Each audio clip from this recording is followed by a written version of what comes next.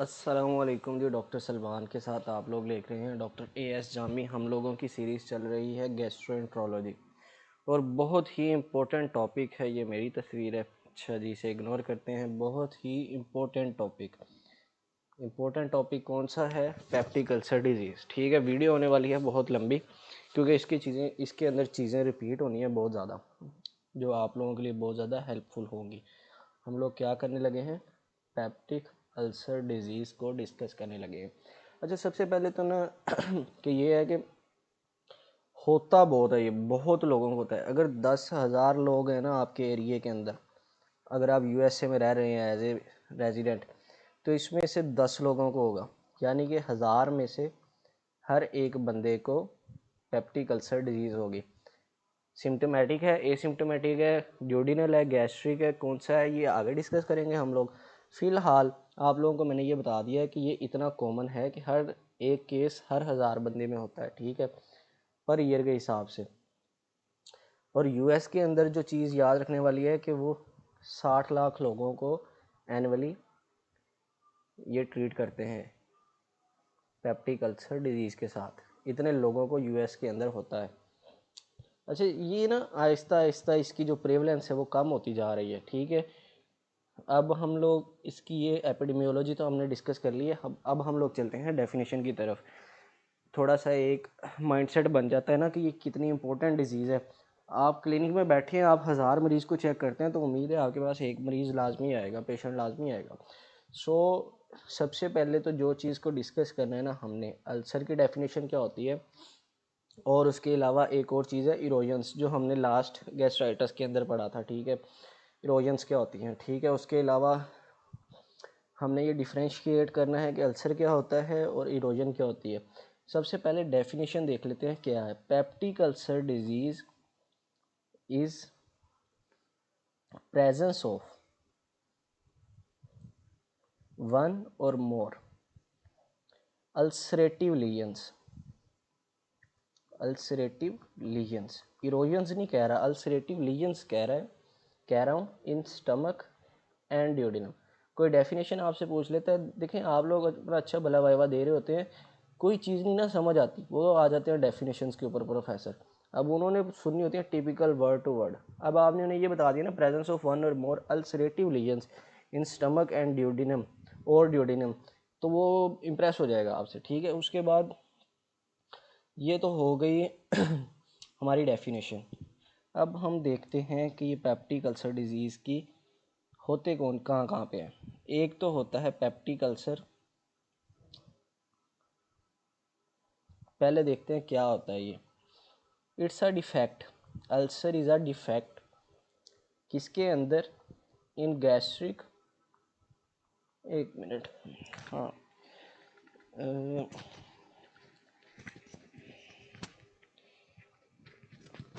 एक सेकंड बस रुकिएगा, सेट कर लूँ ये। हाँ, गैस्ट्रिक और ड्यूडिनम म्यूकोजा के अंदर। अच्छा, अब पता कैसे चलेगा कि ये डिफेक्ट के अल्सर है या इरोजन है? अच्छा, अगर इसका डायामीटर 0.5 सेंटीमीटर हो एटलीस्ट, और डेप्थ इतनी हो कि ये मस्कुलैरिस म्यूकोजा जो है, मस्कुलैरिस म्यूकोजा को इन्वेड करे या पेनिट्रेट करे, ठीक है, इसे कहेंगे हम अल्सर।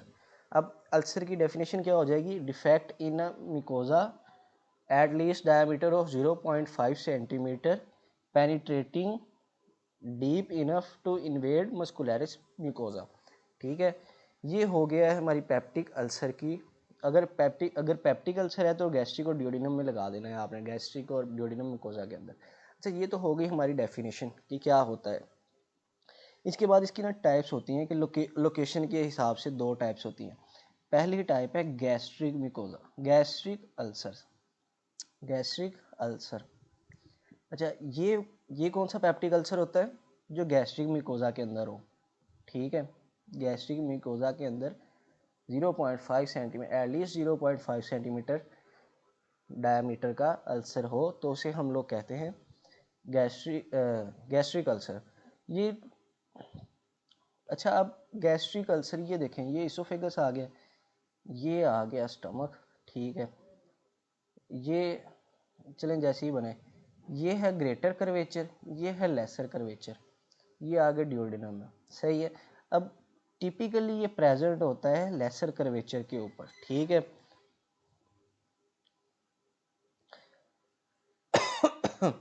अब दूसरी चीज़ जो हम लोगों ने डिस्कस करनी है वो है ड्यूडिनल अल्सर।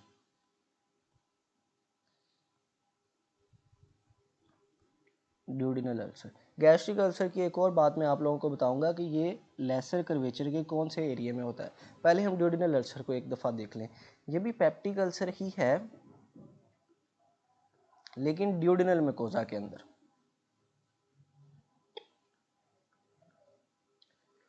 ये कहाँ पे होता है?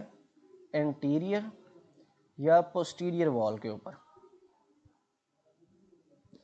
किसकी? ड्यूडिनल बल्ब की।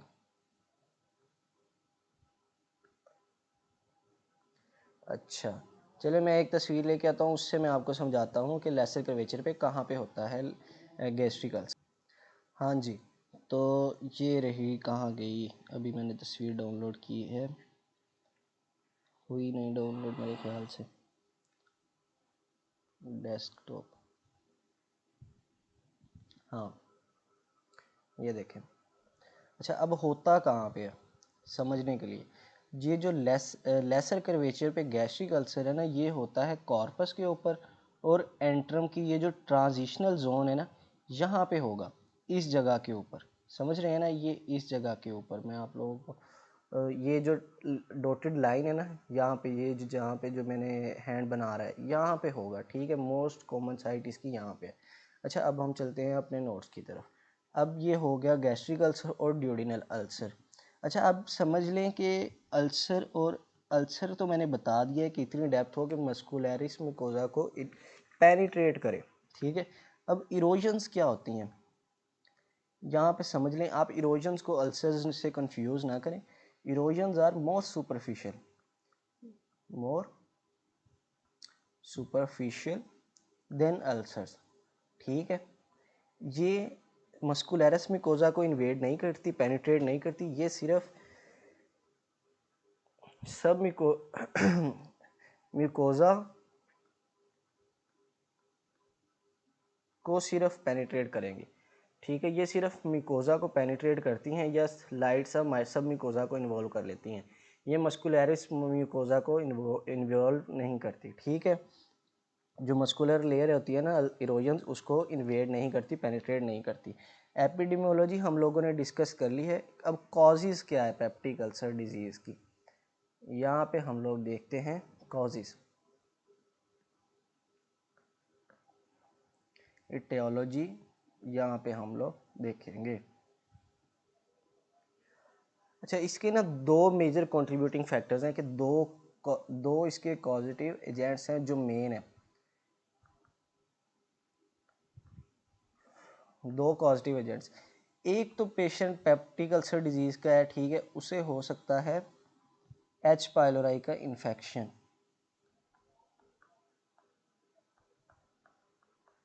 ये वो कीड़ा है जो आपको तंग कर रहा है। दूसरा ये है कि पेशेंट एनएस एड्स यूज़ कर रहा है, non steroidal anti inflammatory drugs, ठीक है। यहाँ पेशेंट को एच पाइलोराई भी है, ऊपर से एनएस एड्स भी यूज़ कर रहा है। ये दो मेन ऐसे फैक्टर्स हैं जिनका सबसे ज़्यादा इनकी पॉजिटिव कंट्रीब्यूटिंग फैक्टर्स हैं, ये सबसे ज़्यादा डेवलपमेंट में पेप्टिक अल्सर डिजीज़ की, ठीक है। उसके अलावा अच्छा, अब देखते चलें एच पाइलोराई कितना करता है, ठीक है।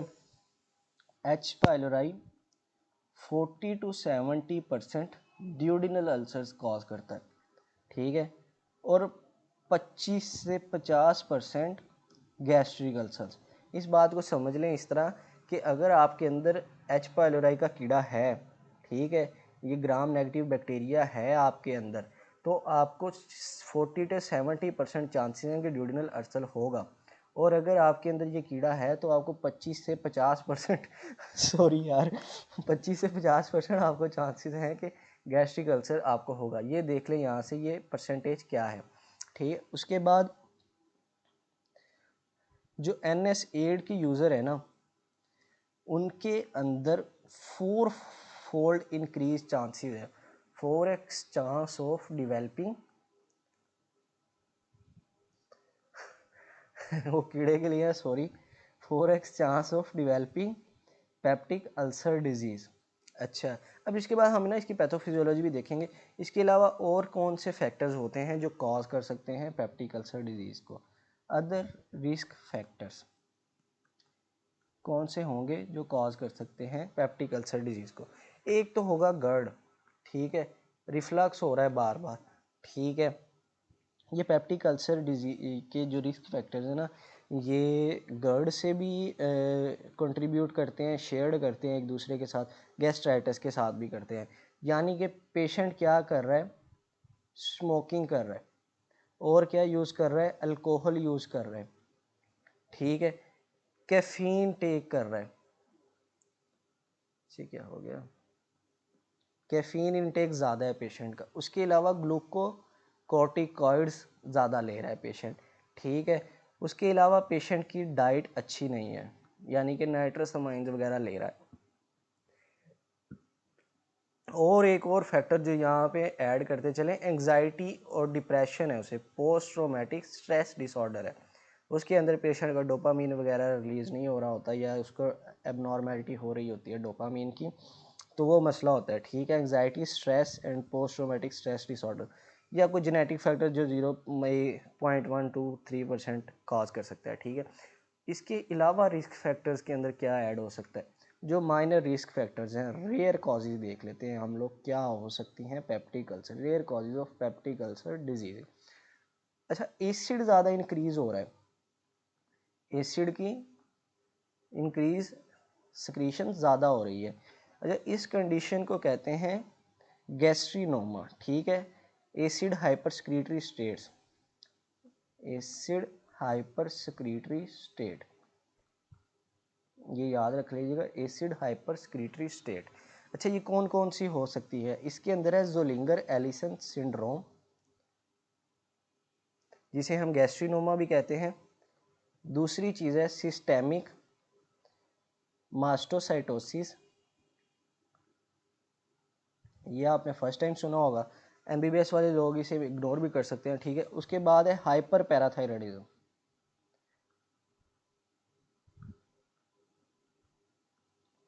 ठीक है, हाइपर पैराथायराइडिज्म। अच्छा, ये तो है एसिड से एसोसिएटेड। उसके अलावा एनएसएड के अलावा कौन सी ड्रग्स ऐसी हैं जो कॉज कर सकती हैं ये peptic ulcer disease, non NSAIDs medications. Acetaminophen बहुत फेमस ड्रग है ये, ठीक है। बिसफॉस्फोनेट्स, फॉस्फोनेट्स, ठीक है। किसके अंदर यूज़ करते हैं, हाइपर कैल्सीमिया को ट्रीट करने के लिए यूज़ करते हैं। उसके अलावा selective serotonin receptor intake, anxiety को ट्रीट करने के लिए 5-फ्लोरोयूरासिल, ये ड्रग्स हैं जो कॉज कर सकती हैं। अच्छा, अभी इन्फेक्शंस को, ये ना हम रेयर कॉजेज़ कर रहे हैं, ये हर बंदे के लिए नहीं है, ये उन लोगों के लिए है जिन्होंने एमएलई या प्लैब करना है, ठीक है। जो रेयर कॉजेज़ हो सकती हैं कि पेशेंट 1 लाख पेशेंट चेक किया, उसके अंदर में भी किसी एक के अंदर SSRI की वजह से पेप्टिक अल्सर डिजीज़ हो रहा हो, तो ये रेयर कॉजेज़ हैं। अब इन्फेक्शंस कौन से हैं जो कॉज कर सकते हैं पेप्टिक अल्सर डिजीज़ को। देखिए, ये वीडियो अगर लंबी हो जाती है ना, तो बंदा समझता है कि मैंने पहली चीज़ें जो पढ़ी हैं वो भूल गई हैं, दूसरी पढ़ी है तो भूल गई हैं। इसलिए बेहतर है कि आप लोग ये जो मेरे नोट्स हैं ना, इन्हें साथ साथ बनाते जाएं। आप एक दफ़ा जब देखेंगे ना अपने हाथ से बने हुए नोट्स, आपको चीज़ें सारी दोबारा याद हो जाएंगी। और प्रोफ में या जब भी कभी आप टेस्ट देने जाने लगेंगे, एक नज़र डालनी है, आपको चीज़ें रिवाइज होती जाएंगी, ज़्यादा टाइम नहीं लगेगा। Cytomegalo virus herpes simplex virus की टाइप 1 कर सकती है peptic ulcer disease, Epstein Barr virus कर सकता है। उसके अलावा आगे वाला छोड़ दें, हेलिकोबैक्टर है, हाइलमैनी होता है एक वो, ठीक है।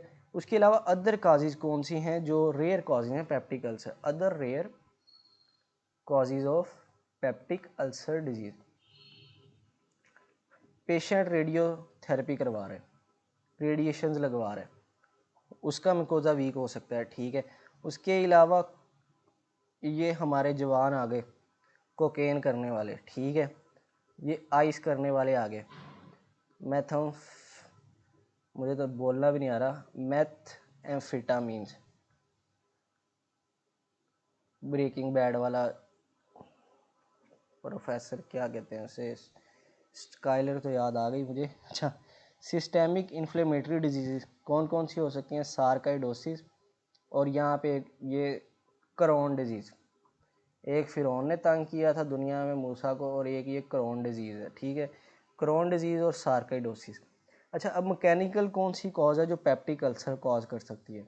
आपने कोई सुई खा ली है जनाब जी, ठीक है, यानी कि फॉरेन बॉडी आ गई, ये जीआई ट्रैक ऑब्स्ट्रक्शन हो गई है, ठीक है, राइटिंग समझ लीजिएगा, जीआई ट्रैक की ऑब्स्ट्रक्शन हो गई है, वो कर रहा है। सर्जरी के बाद आपको ये हो सकता है पोस्ट सर्जिकल एनाटोमिकल डिफेक्ट बन गया है,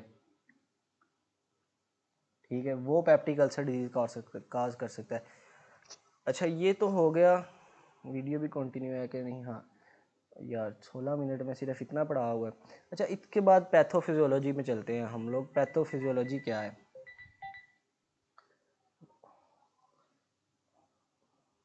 खाला का फ़ोन काटना पड़ा है। अच्छा, होता क्या है पैथोफिजियोलॉजी के अंदर? इसको एक नंबर बड़ा फुल है ये, पैथोफिजियोलॉजी।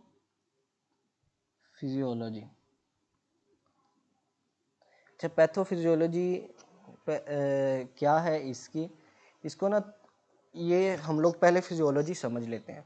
फिजियोलॉजी समझने के लिए ना हमें समझना पड़ेगा कि स्टमक का स्ट्रक्चर क्या है। अच्छा, स्टमक के अंदर ना 3 किस्म के सेल्स होते हैं। एक है पाइटल सेल्स, दूसरे हैं म्यूकोजल सेल्स, तीसरे होते हैं चीफ सेल्स, ठीक है। ये 3 किस्म के सेल्स हैं। अब पाइटल सेल्स का क्या काम है? HCl को रिलीज करना। म्यूकोजल सेल का क्या काम है? प्रोटेक्टिव मैकेनिज्म प्रोड्यूस करना, म्यूकस को प्रोड्यूस करना, जो लेयर बना देता है, ठीक है। उसके अलावा तीसरी चीज़ है पेप्सिनोजन, चीफ सेल जो प्रोड्यूस करते हैं पेप्सिनोजन, जो पेप्सिन बना देता है, ठीक है। अब ये तीनों चीज़ें, ठीक है, इनका पॉजिटिव स्टिमुलेटिंग एजेंट है एसिटाइलकोलिन, ठीक है, और प्रोस्टाग्लैंडिन। प्रोस्टाग्लैंडिन और एसिटाइलकोलिन, ये दोनों जनाब जी इनको स्टिमुलेट करती हैं। HCl को एसिटाइलकोलिन, हिस्टामिन और गैस्ट्रिन, ठीक है। म्यूकस मेम्ब्रेन को कौन स्टिमुलेट करता है? एसिटाइलकोलिन और प्रोस्टाग्लैंडिन। और चीफ सेल को कौन करता है? एसिटाइलकोलिन। अच्छा, सिर्फ म्यूकस मेम्ब्रेन को प्रोस्टाग्लैंडिन स्टिमुलेट करते हैं, बाकी चीज़ों को एसिटाइलकोलिन करती है, और उनके बाकी डिफरेंट है। पेप्सिनोजन को कौन कौन स्टिमुलेट करता है? एसिटाइलकोलिन। पेप्सिनोजन को नहीं, चीफ सेल्स को ये स्टिमुलेट करते हैं। एसिटाइलकोलिन करेगा, उसके अलावा गैस्ट्रिन करेगा, सेक्रेटिन और VIP, vaso active intestinal peptides, polypeptide, chief cells को ये स्टिमुलेट करेंगे, ठीक है। तो वो आगे प्रोड्यूस करेंगे पेप्सिनोजन। एसिटाइलकोलिन और प्रोस्टाग्लैंडिन स्टिमुलेट करेंगे म्यूकोजल सेल्स को, तो वो म्यूकस प्रोड्यूस करेंगे। एसिटाइलकोलिन, हिस्टामिन और गैस्ट्रिन पर स्टिमुलेट करेंगे पाइटल सेल्स को, जो प्रोड्यूस करेगा HCl। अच्छा, अब ये तो होगी फिजियोलॉजी। अब होता क्या है अंडर टिपिकल फिजियोलॉजिकल कंडीशंस? जो सेल्स होते हैं ना गैस्ट्रिक म्यूकोजा के, वो गैस्ट्रिक जूस पर, गैस्ट्रिक म्यूकस, वो गैस्ट्रिक जूस क्रिएट करते हैं। Under physiological condition the cells of gastric mucosa create gastric juice, ठीक है। अब स्टमक के अंदर क्या एनवायरनमेंट हो जाता है? एसिडिक इन्वायरमेंट हो जाता है, ठीक है। अब वो एसिडिक इन्वायरमेंट होने की वजह से जो इन्वायरमेंट होता है, प्रोटेक्टिव रोल होता है ना, इन्वायरमेंट होता है, वो एसिडिक हो जाता है। अब प्रोटेक्टिव रोल जो होता है ना, वो हो जाता है डैमेज, प्रोटेक्टिव रोल डैमेज हो जाता है, जैसे म्यूकस डैमेज हो जाता है, ठीक है। उसके बाद क्या होता है? Protective mechanism like secretion of mucus, और इसके अंदर आएगा म्यूकस और बाइकार्बोनेट HCO3, ठीक है, जो ये प्रोटेक्टिव बैरियर बनाते हैं, ये डिफेक्टिव हो जाता है, ठीक है। अब होता क्या है, जब एसिडिक इन्वायरमेंट हो जाता है ना, तो ये इरोड करना शुरू कर देता है म्यूकोजा को, ठीक है। और जब जैसे ही म्यूकोजा इरोड होना शुरू हो जाता है, गैस्ट्रिक एपिथेलियल सेल्स जो इरोड होना शुरू हो गए हैं, गैस्ट्रिक एपिथेलियल सेल्स इरोड होना शुरू हो गए हैं, तो अब क्या होगा, वहाँ पे अल्सर फॉर्मेशन हो जाएगी, अल्सर फॉर्मेशन, ठीक है। ऐसे अल्सर्स बनते हैं यहाँ पे। इसके बाद और भी शायद डिटेल में मैं आप लोगों को बता दूं कि एच पाइलोराई कैसे कॉज करता है। चलिए मैं बता देता हूँ। अब ये तो हो गया आप लोगों ने कि प्रोटेक्टिव और डिफेंसिव मैकेनिज्म यहाँ पे समझ लिया, फिजियोलॉजी समझ लिए, पैथोफिजियोलॉजी समझ लिया कि एसिडिक इन्वायरमेंट हुआ है, बाइकार्बोनेट और म्यूकस की जो स्क्रीशन है ना वो डैमेज हो गई है। तो जो म्यूकस का रोल था, पिछली वीडियो मैंने बताया था, ये म्यूकस यहाँ पे नहीं है, तो यहाँ पे एसिड एक्ट करेगा, अल्सर्स बना देगा, नीचे मस्कुलरिस लेयर होगी म्यूकोजा की, उसे इरोड कर देगा, ठीक है। इसके बाद हम लोग समझते हैं कि हमारे जो कॉजेटिव एजेंट्स थे, कौन से कॉजेटिव एजेंट्स थे, ऊपर छोटा लिखा होता है H. pylori and NSAIDs, how these are how they may act to cause peptic ulcer disease, ठीक है। अच्छा, अब समझ लेते हैं H. pylori क्या करता है। H. pylori, OH. pylori acts to cause peptic ulcer disease. अच्छा, अब हमने पढ़ा था कि ड्यूडिनम के अंदर H. pylori 40 to 70% होता है और गैस्ट्रिक के अंदर 25 to 50%, अगर मैं रॉन्ग नहीं हूँ तो, ठीक है। अब होता क्या है, H. pylori क्रिएट करता है यूरिएज एंजाइम, ठीक है। अब ये फोर्थ ईयर में भी आपने पढ़ा होगा, मैंने अपनी स्पेशल पैथोमा में लिखा हुआ था। ये यूरिएज रिलीज करता है जिसका काम है यूरिया को अमोनिया में कन्वर्ट कर देना। जैसे ही यूरिया अमोनिया में कन्वर्ट होगा NH3 के अंदर, ये इन्वायरमेंट को कर देगा अल्कलाइन, ठीक है। अब यहाँ पे एसिडिटी नहीं हो रही, यहाँ पे अल्कलिनिटी हो रही है, ठीक है। अल्कलाइन हो जाएगा एसिडिक इन्वायरमेंट। अब ये हो गया इसके अंदर। अब ये देखें कि एसिडिक इन्वायरमेंट के अंदर बैक्टीरिया ग्रो नहीं कर सकते, ठीक है। Bacteria not grows in acidic environment. अब इन्वायरमेंट अल्कलाइन हो गया, अब क्या होगा, बैक्टीरिया की ग्रोथ होगी। बैक्टीरिया, ये देखें इसकी साजिश चेक करें कितना, ये इसका जिस तरह देखिए एक मच्छर आके बैठता है ना, पहले वो अपना सलाइवा स्किन के ऊपर डालता है, स्किन वहाँ से डैमेज होती है, सॉफ्ट हो जाती है, फिर वो इंजेक्ट करता है अपना जो स्टिंग होती है। इसी तरह ये बैक्टीरिया देखें कितना, अब मैं इसे क्या गाली दूँ, कैसे आके पहले एंजाइम उसने यूरिएज रिलीज़ की है, फिर अमोनिया प्रोड्यूस की है, उसने इन्वायरमेंट पीएच जो अल्कलाइन कर दिया, उसने जनाब जी बैक्टीरिया की ग्रोथ को ना सर्वाइवल इन्वायरमेंट दे दिया, सर्वाइवल इन्वायरमेंट दे दिया। अच्छा, अब होता क्या है, जब सर्वाइवल इन्वायरमेंट मिल जाता है गैस्ट्रिक ल्यूमन के अंदर, बैक्टीरिया क्या कर लेता है, DHA बना लेता है, बैक्टीरियल कोलोनाइजेशन हो जाती है। एक तरफ बैरियाडोन बन गया है, एक तरफ DHA बना लिया, और करता क्या है, चार दीवारी कर लेता है। चार दीवारी का क्या मतलब है कि भाई यहाँ पे आम बंदा ना आए, ठीक है, यानी कि एपिथिलाइजेशन, एपिथेलियल सेल्स के साथ अटैच हो जाता है, यानी कि चार दीवारी के साथ कोठियाँ बना लेता है ये अपनी, ठीक है। अब इसके बाद क्या होता है, इसके बाद ये रिलीज करते हैं साइटोटॉक्सिन्स,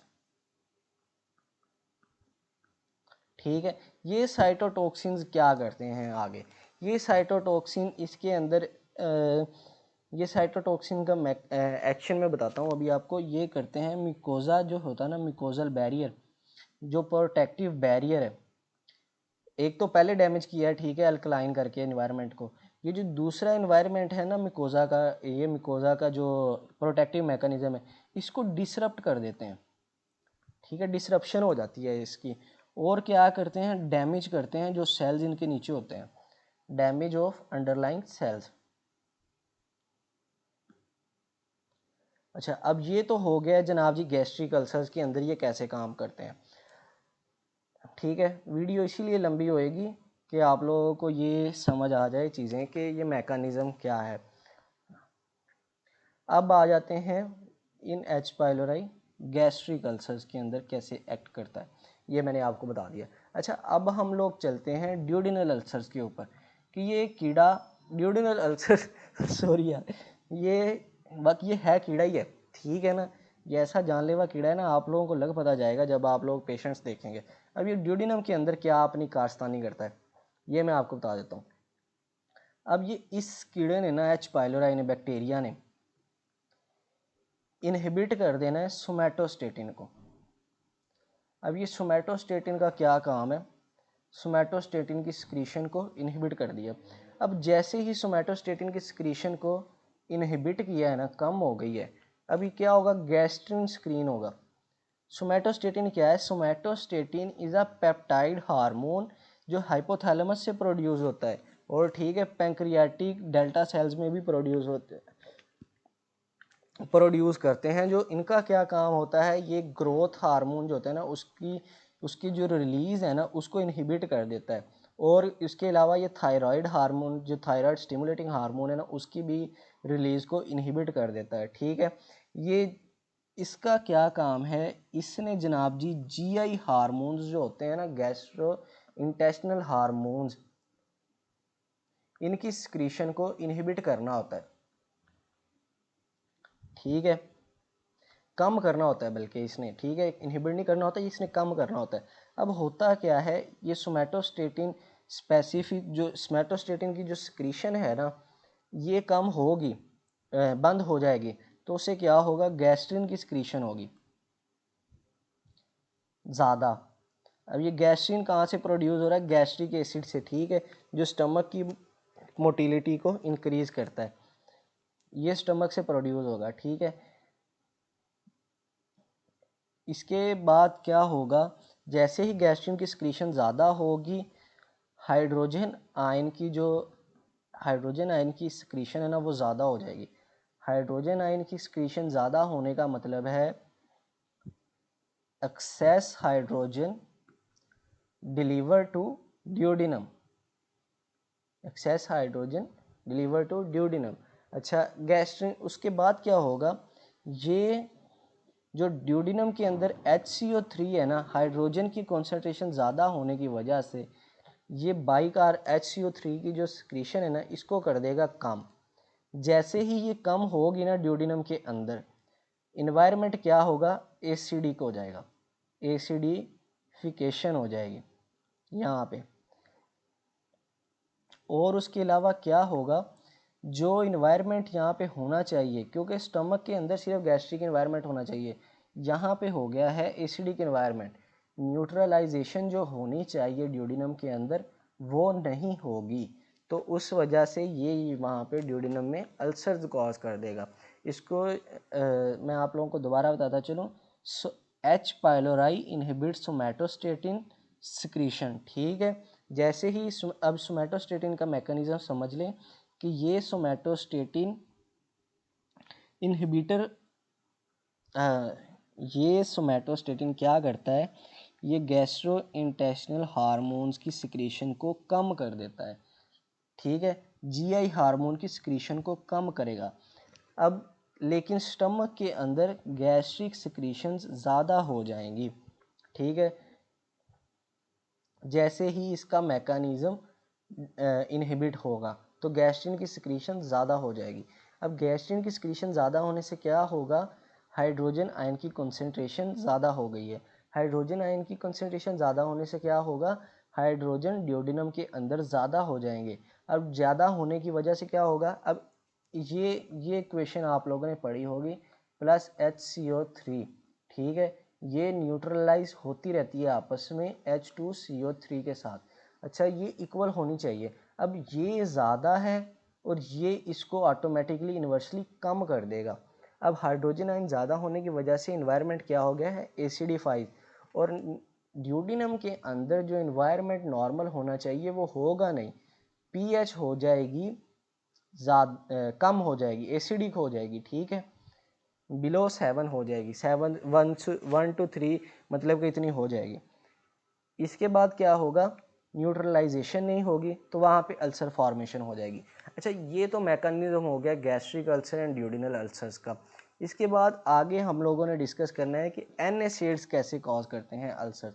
अब ये कहाँ से उठ के मुंह उठा के आ गए हैं अल्सर्स कॉज करने के लिए, ठीक है। थोड़ा डार्क कलर यूज़ कर लेते हैं आप लोगों को मसला ना हो। NSAIDs causes peptic ulcer disease. अच्छा, अब इनका क्या काम है, इनका काम है cyclooxygenase pathway 1 and COX two pathway 2, cyclooxygenation pathway 2 को इनहिबिट कर देना। अच्छा, इसने इनहिबिट किया, अब होगा क्या इससे, इससे होगा प्रोस्टाग्लैंडिन की सिक्रीशन कम। अब ये प्रोस्टाग्लैंडिन की जो प्रोडक्शन कम हो गई है, ये गलत निशान लग गया, प्रोस्टाग्लैंडिन डिक्रीज हो जाएगा, ठीक है। प्रोस्टाग्लैंडिन जब प्रोड्यूस ही कम, डिक्रीज प्रोडक्शन होगी, प्रोडक्शन कम हो जाएगी। अब प्रोस्टाग्लैंडिन का आपने फंक्शन पढ़ा होगा सेकंड ईयर के, फर्स्ट ईयर के अंदर कि प्रोस्टाग्लैंडिन क्या फंक्शंस करते हैं, मैं भी बता देता हूँ आपको। अब प्रोस्टाग्लैंडिन का क्या काम है, ये वो मॉलिक्यूल हैं जो डिराइव होते हैं एराकिडोनिक एसिड से, ठीक है, आप लोगों ने पढ़ा होगा। तो इनका क्या काम है, इनका काम है जो स्मूथ मसल्स को राइप कर देते हैं, ठीक है। राइप मतलब कि अब मैं आपको कैसे समझाऊं कि जैसे एक मैच्योर कर देना है स्मूथ मसल को ना, इसने वो काम करना होता है। यहाँ पे समझ लें कि म्यूकस मेम्ब्रेन को ये मैच्योर कर देते हैं, म्यूकोजा को, ठीक है। अब ये होता क्या है, प्रोस्टाग्लैंडिन की सिक्रीशन जब कम हो जाएगी तो ये क्या करेगा, गैस्ट्रिक म्यूकोजा इरोड हो जाएगी, इरोजन होना शुरू हो जाएगी। अच्छा, अब इसकी इरोजन हो गई है, उसके अलावा इसका तो काम है वेसल्स के ऊपर भी, ठीक है। प्रोस्टाग्लैंडिन का क्या काम है, वेसल्स के ऊपर, ये वेसल्स के अंदर ब्लड फ्लो को ज़्यादा कर देता है। अच्छा, अब एक काम तो ये हो गया कि ये इरोड कर देगा गैस्ट्रिक म्यूकोजा को। अब ब्लड वेसल्स जो म्यूकस मेम्ब्रेन म्यूकोजा के अंदर होंगी, उनमें क्या करेगा, उनका ब्लड फ्लो कम कर देगा, डिक्रीज़ कर देगा, ठीक है। अब ब्लड फ्लो डिक्रीज़ हो गए, उनके अंदर एबिलिटी कम हो जाएगी, एक्टिविटी कम हो जाएगी। उसके बाद ये क्या करता है, प्रोलिफरेशन, जो म्यूकोजा सेल्स है ना, उनकी जो प्रोलिफरेशन है उनको इनहिबिट, म्यूकस सेल्स की जो प्रोलिफरेशन है ना उनको इनहिबिट कर देगा। ये कंफ्यूज कर रहा हूँ मैं, म्यूकोजा म्यूकोस सेल एक ही चीज़ है मतलब कि, ठीक है। वो mucus cell produces mucus mucus, ठीक है, जो वो म्यूकोजा ऊपर बना देती है, ठीक है। ये समझ लेना है आप लोगों ने, ये थोड़ा मैंने इसी तरह ही कुछ याद किया हुआ है।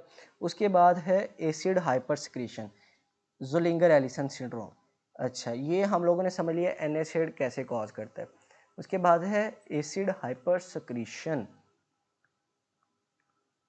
एसिड की सिक्रीशन बहुत ज़्यादा हो गई है। अच्छा, ये बहुत इंपॉर्टेंट टॉपिक है, इसे आप लोग अच्छी तरह समझ लें, आपने कॉज समझनी है। हर 1000 में से एक पेशेंट को USA में है इसे, ठीक है। अब ज़ोलिंगर एलिसन सिंड्रोम या गैस्ट्रिनोमा के साथ पेशेंट आया है, उसके अंदर क्या होगा, एसिड प्रोड्यूसन ज़्यादा है।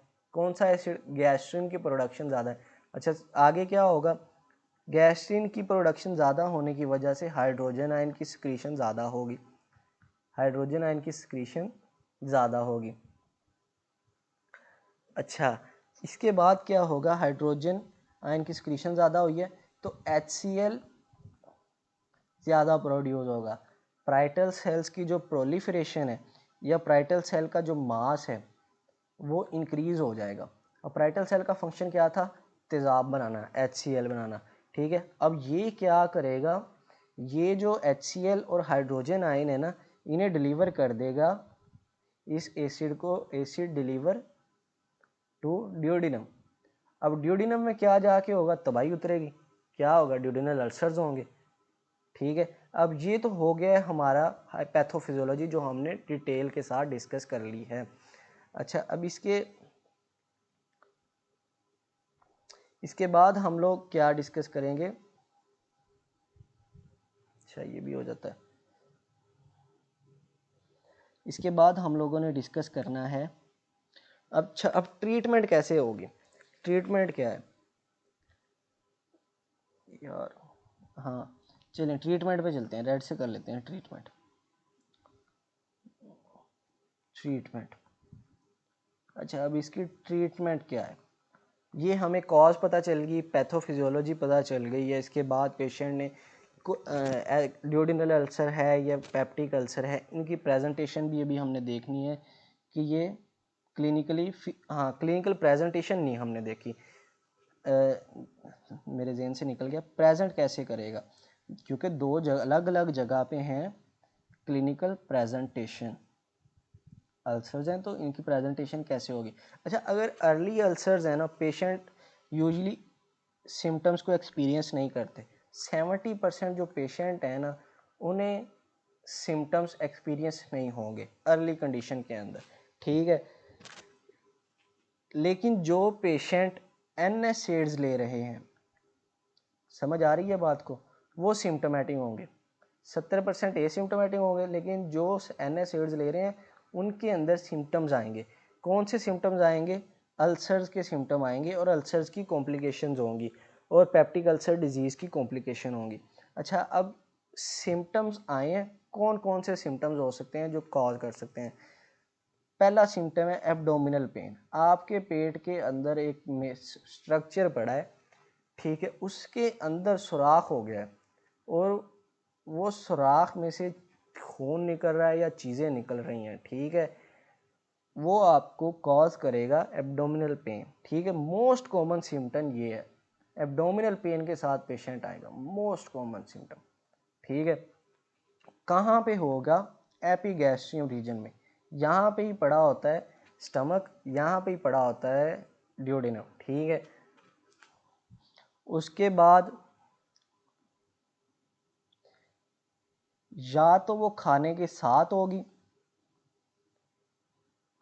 ठीक है, या खाना खाने के बाद दर्द कम हो जाएगी, ठीक है। उसके अलावा दूसरे सिम्टम्स क्या आ सकते हैं? खाना हजम नहीं हो रहा, इनडाइजेशन, कहेगा मुझे डॉक्टर साहब हजम नहीं होता, उसे होगा गर्ड और गर्ड हमने पढ़ा था, गैस्ट्रोइसोफेजियल, उसे रिफ्लक्स होगा, ठीक है, डिजीज़ नहीं होगी, रिफ्लक्स होगा, उसे नोजिया प्लस वॉमिटिंग हो सकता है। उसके अलावा पेशेंट में present with bloating and abdominal fullness. Bloating भी हमने डिस्कस कर लिया था कि एक्सेस गैस जो प्रोड्यूस हो जाती है गैस्ट्रिक GI ट्रैक्ट के अंदर, एब्डोमिनल फुलनेस के साथ आएगा। अच्छा, अब यहाँ पे हम लोग डिस्कस करेंगे gastric ulcers and duodenal ulcers को डिफ्रेंशिएट करेंगे कि ये इनका डिफ्रेंशिएटिंग फीचर क्या होता है, ठीक है। हाँ जी, चलें शुरू करते हैं कि ये इनकी प्रेजेंटेशन डिफरेंट कैसे होगी। अच्छा, गैस्ट्रिक अल्सर हो या हो duodenal ulcer, who is texting me, अच्छा अबू बकर, एक सेकंड गाइस, मैं ये म्यूट कर लूँ। अच्छा, गैस्ट्रिक अल्सर और ड्यूडिनल अल्सर की ये जो कॉमन प्रेजेंटेशन है ना, वो हम लोग पहले यहाँ पे डिस्कस कर लेते हैं कि इन दोनों के फीचर्स सेम कौन से होंगे। अच्छा, इन दोनों के सेम फीचर्स ऐसे डिस्कस कर लेते हैं कि ये पेशेंट प्रेजेंट करेंगे डिस्पेप्सिया के साथ। डिस्पेप्सिया क्या बताया था? एपिगैस्ट्रिक रीजन में 1 महीने से ज़्यादा पेन हो रही हो तो हम उसे कहेंगे डिस्पेप्सिया।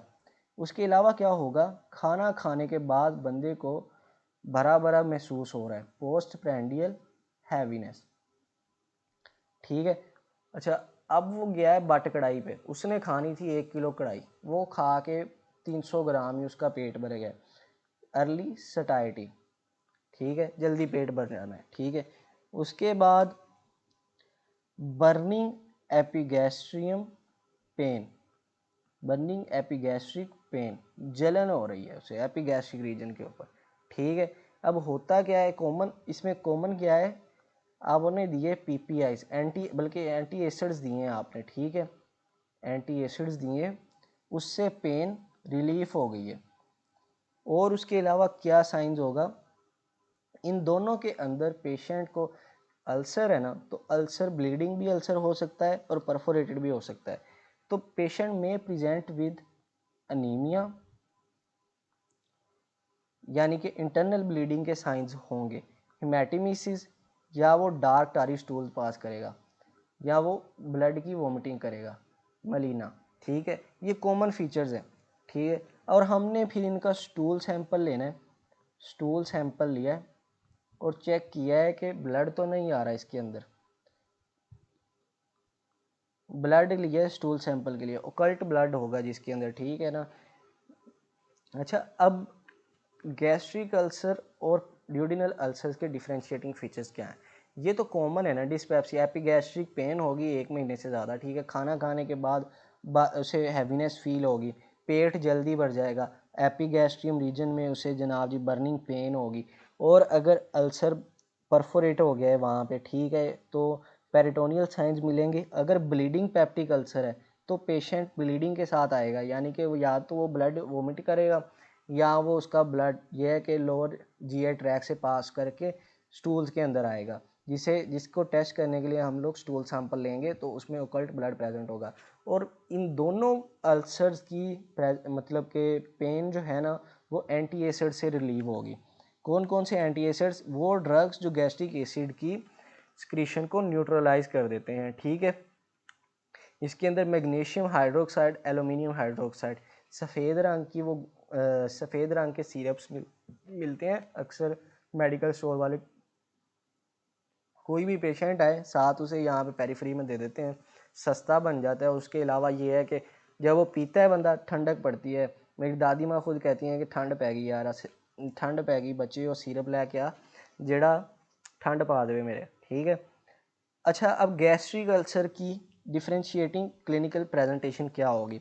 अच्छा, पेशेंट को हमने खाना खिलाना है साथ बिठा के आफ्टर ईटिंग, ठीक है। कुछ पैसे खुद भी खर्च करने हैं आपने खाना खिलाया है उसको, जनाब जी पेन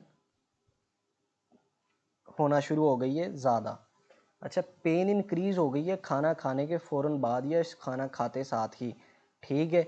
और साथ पेशेंट प्रेजेंट करेगा वेट लॉस के साथ, वेट लॉस की हिस्ट्री होगी, ठीक है। अब वो खाना खाता है उसे दर्द होती है, वेट लॉस क्यों होगा? खाना खा रहा है, खाना खाते ही उसे दर्द हो रही है, वो खाना भी नहीं छोड़ देगा, ठीक है। अच्छा, और ड्यूडिनल अल्सर्स के अंदर क्या होता है कि पेशेंट को आपने रोटी खिलाई है, उसे दर्द हो रही थी, उसने रोटी खानी शुरू की है, उसे सुकून होना शुरू हो गया। पेन उसने खानी थी भाईजान आधा किलो कढ़ाई, वो खा गया 1 किलो कढ़ाई ये तो मजाक कर रहा हूँ मैं। Pain is relieved with food intake. ये होती है ड्यूडिनल अल्सर्स की differentiating clinical presentation with food intake. ये पेशेंट कैसे है? ये इसका दिल करेगा यार मैं खाता ही रहूँ, दर्द ना हो। इसका वेट लॉस नहीं होगा, गलती से लिख दिया, इसका वेट हो जाएगा गेन, ठीक है। वेट गेन के साथ आएगा ये पेशेंट, क्योंकि जिसको खाना खाने से सुकून मिल रहा है तो उसने खाना खाना ही है ना। इसके अलावा और क्या होता है? रात के वक्त पेन जो है ना, नॉक्टर्नल पेन जिसे कहते हैं, वो गैस्ट्रिक अल्सर्स के अंदर कॉमन नहीं होती, ठीक है। और जो बंदा खाना खाते वक्त सुकून ले रहा था, वो रात को जाके लेटेगा, उसको भाई दर्द तो होगी ना, उसको बाद में मज़ा आएगा दर्द का। ये रात के वक्त जो नॉक्टर्नल पेन है ना, वो गैस्ट्रिक अल्सर में कम होती है और जो ड्यूडिनल अल्सर है उसमें ज़्यादा होगी। अच्छा, अब इसके बाद हम लोगों ने ये कर लिया है, इसके बाद हमने डायग्नोस कैसे करना है। अच्छा, डायग्नोस करने के लिए ना हमारे पास पेशेंट आए है, इनिशियल एवेलुएट करना है उसे, ठीक है। एवेलुएशन कैसे करनी है? हिस्ट्री लेनी है। अच्छा, आपके पास कोई पेशेंट आया है, आपने हिस्ट्री लेना शुरू की है, अगर तो यंग लड़का है या बाबा है या जो भी है, सबसे पहले आपकी हिस्ट्री टेकिंग स्ट्रॉन्ग होनी चाहिए। हिस्ट्री टेकिंग आपकी इतनी स्ट्रॉन्ग होनी चाहिए कि आपको हिस्ट्री क्लिनिकल एवेलुएशन ही आपकी हिस्ट्री से हो जाए। आपने पूछना है भाई NSAIDs तो नहीं ले रहे, कोई दर्द की दवाइयाँ तो नहीं खा रहे, ठीक है। उसके अलावा आपने उससे पूछना है कि आपको पखाना काले रंग का तो नहीं आता, ब्लैक स्टूल्स तो नहीं आते, या आपको उल्टियाँ तो नहीं आती खून की, ठीक है। ये 2 चीज़ें पूछ ली आपने। अब वो कहेगा जी डार्क ब्राउन कलर का आ रहा है, तो रोज़ाना डार्क ब्राउन आ रहा है या दिन में 2 दफ़ा आ रहा है? कितना डार्क ब्राउन है, कि काला काला भी है या क्या, किस तरह का है, या उसके अंदर काले काले लोथड़े हैं कि नहीं है? ये आपने ब्लैक स्टूल हिस्ट्री टेकिंग के अंदर आपने ये लाजमी चीज़ें पूछनी हैं। या ब्लैक कलर की, ब्लैक, ठीक है ना। आपने ये पूछ लिए, उसके बाद आपको फिर भी शक हुआ है कि यार इसे असेसमेंट नहीं है, ये नीचे नहीं देखता फ्लश करते वक्त, इसे नहीं अंदाज़ा इसका फ्लश का कलर या तो डार्क है या इसे अंदाज़ा नहीं है कि इससे ब्लैक स्टूल आ रहे हैं या नहीं आ रहे, तो आपने ना CBC करवा लेनी है, CBC and basic metabolic panel, BMP।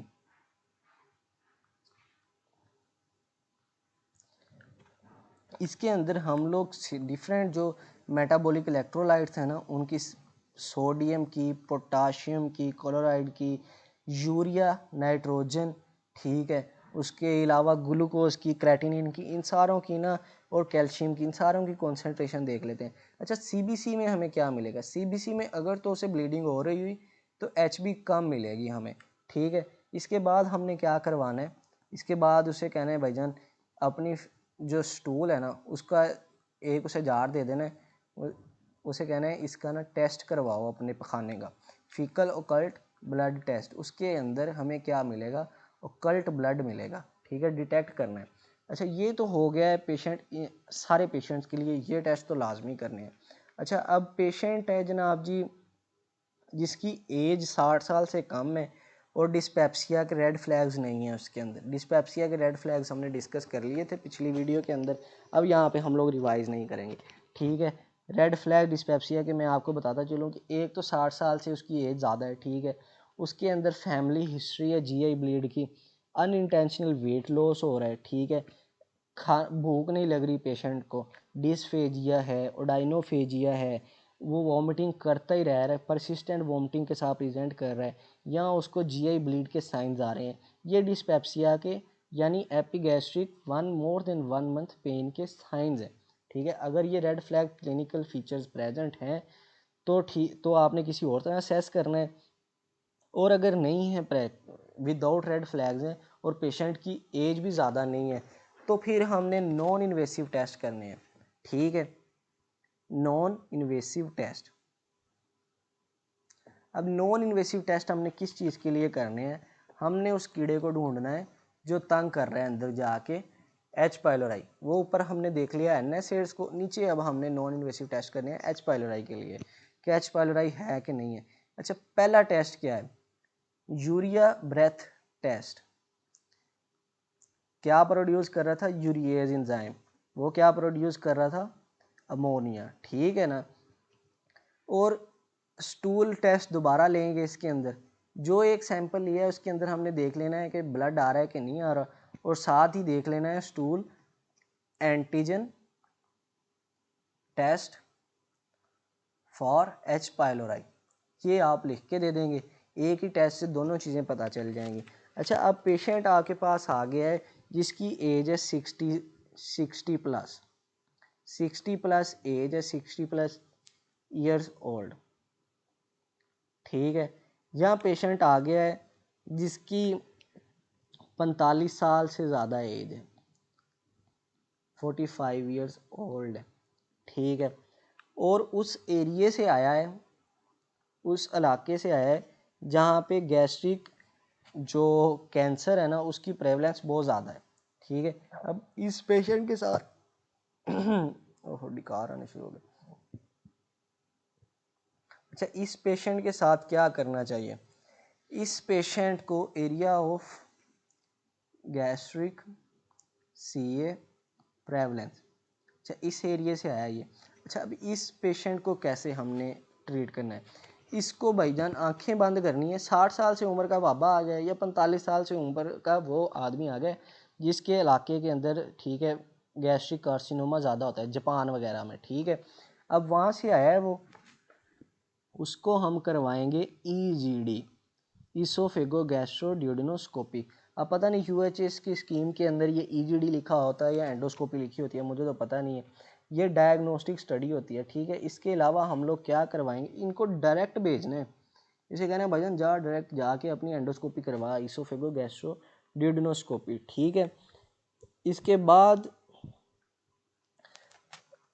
बाद भी अगर हमें पेशेंट की नहीं मिल रही, हमने पढ़ा था या तो गैस्ट्रिक एसिड सिक्रीशन ज़्यादा है या H. पाइलोराई है या NSAIDs है, अगर अब हमें नहीं मिल रही कि कॉज क्या है, अब हमने कैसे एवेलुएट करना है? Other evaluation,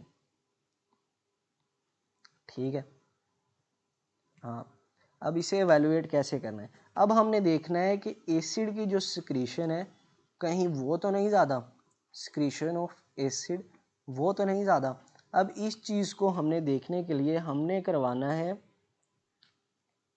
सक्रीटिन stimulation test. अब सक्रीटिन स्टिमुलेशन टेस्ट क्या करता है, ये सक्रीटिन स्टिमुलेशन टेस्ट ये हमें बता देता है कि पेशेंट के अंदर एसिड ज़्यादा सक्रीट हो रहा है या नहीं, यानी कि ज़ुलिंगर एलिसन सिंड्रोम की डायग्नोसिस के लिए हमें ये बता देगा कि ये एसिड ज़्यादा सक्रीट हो रहा है या नहीं हो रहा। ठीक है, गैस्ट्रिनोमा के लिए हम लोग ये करवाएंगे फिर। अच्छा, इसके अलावा कोई और कॉज नहीं होती जो कॉज करे, रेयर कॉजेज मैंने आप लोगों को बता दी हैं। अच्छा, अब नॉन इन्वेसिव टेस्ट करवा लिए हैं हमने, ईसोफेगो गैस्ट्रोड्यूडेनोस्कोपी करवा ली है, मैलिग्नेंसी की स्क्रीनिंग भी उसमें हो जाएगी। ठीक है, उसके अंदर गैस्ट्रिक कैंसर की स्क्रीनिंग भी हो जाएगी, अगर कोई लीशन है वो हमें विजुअलाइज हो जाएगी, और हम बायोप्सी वगैरह भी ले सकते हैं ईजीडी से। कहाँ पे लिखा था, हाँ ये रहा। इससे मैंने पहले पिछली वीडियो में बताया था कि बायोप्सी सैंपल भी ले सकते हैं ये करते वक्त, और उसके अलावा हमें लीजन विजुअलाइज हो जाएगी। अच्छा, एंडोस्कोपी में हमें क्या मिलेगा, ये बहुत इम्पोर्टेंट चीज़ है।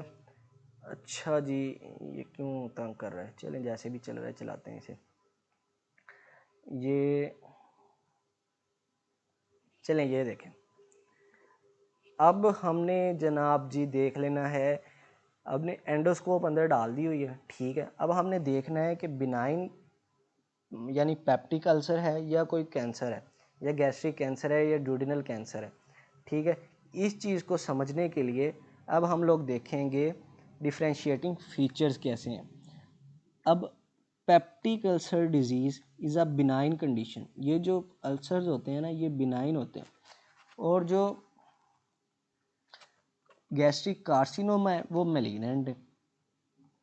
अच्छा, अब इसको एंडोस्कोप को हमने, अब हमें पता है कि एक अल्सर की बेस होती है, ठीक है, एक उसका एज होता है, ठीक है, कोई भी एज, ठीक है, उसके बाद उसकी सराउंडिंग म्यूकस में म्यूकोजा देखना है कैसा है, क्योंकि गैस्ट्रिक के अंदर है। ठीक है, उसके बाद हमने उसकी लोकेशन देखनी है। ये चार चीज़ें देख ली, उसके बाद हमने सैंपल ले लिया, सैंपल लेने के बाद उसकी हिस्टोपैथोलॉजी करनी है। हिस्टोपैथोलॉजी चुगताई भेज देना, ये शौकत खानम भेज देना। ठीक है, अच्छा, अब हम लोग डिस्कस करेंगे बेस कैसी होती है बिनाइन की, एज कैसा होता है, मैलिग्नेंट के साथ कंपेयर करेंगे। ठीक है, लोकेशन ये रिमूव कर दूँ, सीधी नहीं बनी। अच्छा, इसमें शेप्स है, वाह, पता ही नहीं था। आहिस्ता आहिस्ता सीख जाऊंगा। अच्छा खैर, जो बिनाइन है ना उसकी जो यानी पेप्टिक अल्सर डिजीज़ है ना उसकी बेस होगी स्मूथ।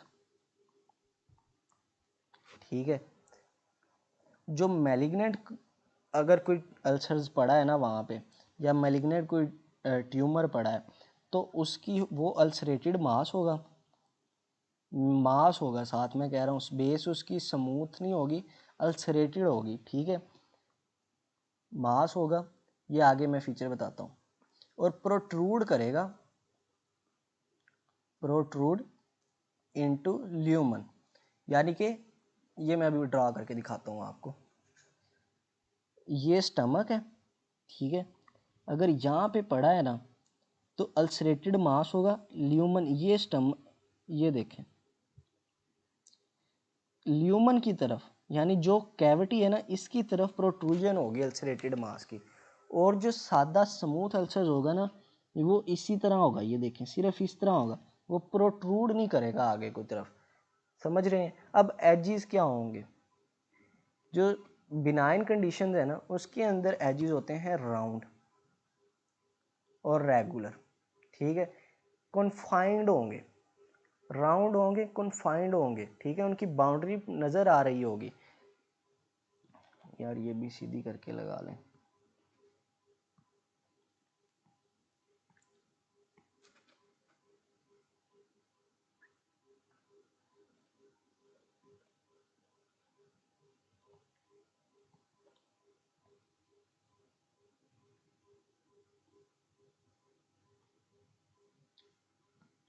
अच्छा फिर से डिलीट हो गई, खैर चलें जैसे चल रहा है चलाते हैं।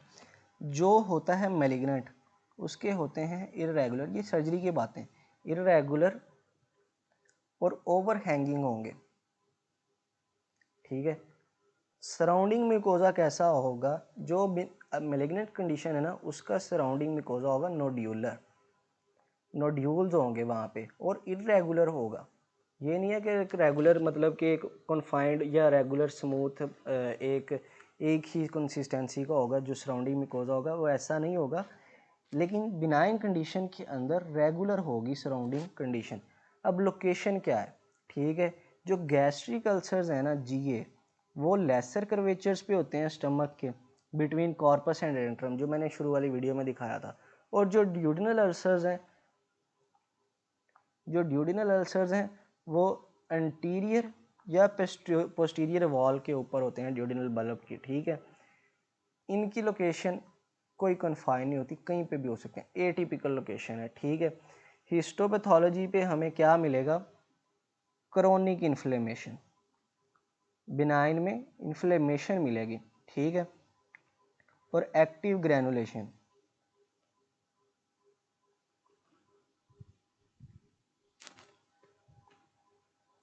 ये जो मैंने आप लोगों को ये मैं बिनाइन पेप्टिक अल्सर डिजीज़ बता रहा हूँ ना, it is a classical presentation, मैं दोबारा फोकस कर रहा हूँ, classical presentation of A peptic ulcer disease.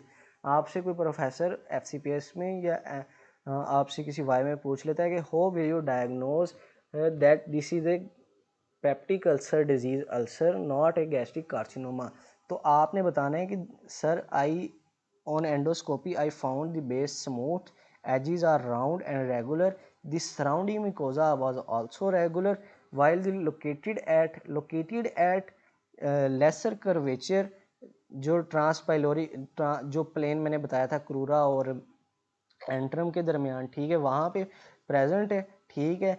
And I like to take sample for biopsy to send for histopathological assessment, ठीक है। And I am suspecting it a peptic ulcer disease ulcer, ठीक है। अब इसके अलावा जो दूसरी चीज़ है ना, अब हिस्टोपैथोलॉजी मलिग्नेंट कंडीशन के अंदर कैसी आएगी, मलिग्नेंट अल्सरेटिव मास की कैसी आएगी, डिस्प्लेजिया शो करेगा वो, ठीक है। और वो इन्वेड करेगा, इन्वेजन होगी डी प्लेयर्स की, डी प्लेयर्स के अंदर इन्वेजन होगी। कितनी लंबी हो गई वीडियो, अल्लाह अकबर यार, 58 मिनट्स की। अच्छा इसके बाद हम लोग जल्दी जल्दी ख़त्म करते हैं, ये हो गया, ठीक है। हमने पेप्टिक अल्सर डिजीज़ और इसको डिफ्रेंशिएट कर लिया। अब इसके बाद हमने बायोप्सी कब करनी है, ठीक है। बायोप्सी मोस्टली बायोप्सी तब हम लोग गैस्ट्रिक अल्सर्स के लिए करते हैं,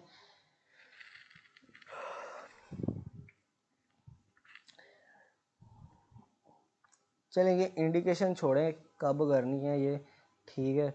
ये मुझे ड्यूडिनल अल्सर्स के लिए मुझे सिर्फ इतना याद है कि ड्यूडिनल अल्सर्स के लिए हम लोग ज़्यादातर बायोप्सी नहीं करते, इंडिकेट नहीं की जाती। गैस्ट्रिक अल्सर्स के लिए मल्टीपल सैंपल्स लेते हैं बायोप्सी करने के लिए। अच्छा अब उसके अलावा और कौन सी स्पेसिफिक टेस्ट, अब हम कवर तो कर रहे हैं, अब टाइम ज़्यादा हो रहा है तो क्या कर सकते हैं, स्पेसिफिक टेस्ट कौन से होते हैं जो हम कर सकते हैं लेबॉर्ट्रीज। ये एक तो जूम आउट नहीं हो रहा मेरे से, पता नहीं क्यों। अच्छा स्पेसिफिक लेबॉर्ट्री स्टडीज़ जो, अब आप यहाँ पे पाकिस्तान में तो है नहीं, अब आप बैठे हुए हैं एमएलए करके मेरे लेक्चर देख के, लैब करके इंग्लैंड में बैठे हुए हैं, कौन सी लैब स्टडीज़ कर सकते हैं, ठीक है, जो स्पेसिफिक हैं, स्पेशलाइज्ड हैं, ठीक है, स्पेशलाइज्ड लिखना था laboratory studies. First is fasting, वो तो जो ऊपर करनी है ना वो तो आपने लाजमी करवानी है ना।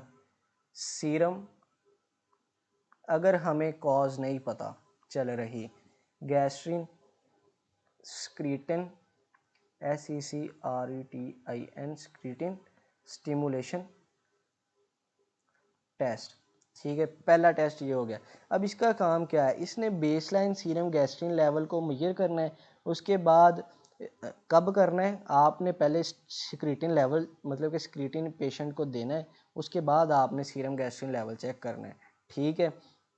अगर तो हाई लेवल होता है गैस्ट्रिन का हाई लेवल है तो ये इंडिकेट कर रहा है patient is of Zollinger Allison syndrome या गैस्ट्रिनोमा। ठीक है, उसके अलावा सीरम दूसरा क्या है, सीरम पैराथायरॉयड हार्मोन लेवल्स हमने चेक करने, ये हाइपर पैराथायरॉयडिज्म चेक करने के लिए। ठीक है, उसके अलावा हमने क्रोन डिजीज़ के टेस्ट करने हैं,